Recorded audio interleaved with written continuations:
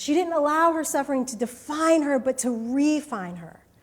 And I think so often we can just take this cloak of, woe is me, I am the sufferer, life is hard, nothing works out for me, I'm always the single one, or the left one, or the one that gets passed over, or the one who has to move, or the one who life just doesn't work out.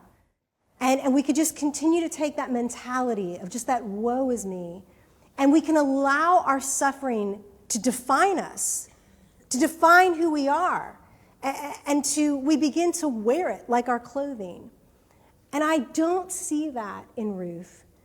It is such an admirable quality because instead of allowing it to define who she is, she actually allows it to refine her in the sense that she is going to get out there, she's going to do the work, she's going to meet some people, she's going to see how this goes, she's going to keep serving Naomi, and she is going to put herself in the path of God.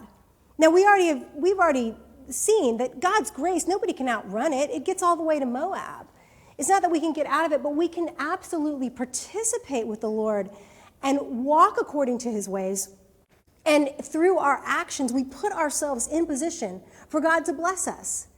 And we know that Ruth was participating with God because this was a very loving act of devotion. She wasn't doing this just for herself. She didn't even have to be there in the first place. She's doing this for Naomi.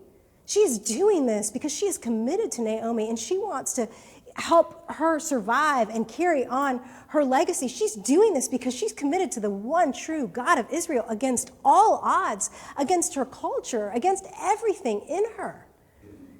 She is participating with God out in these fields in a somewhat dangerous and in a thankless environment. And so I don't know what it is that you are going through right now.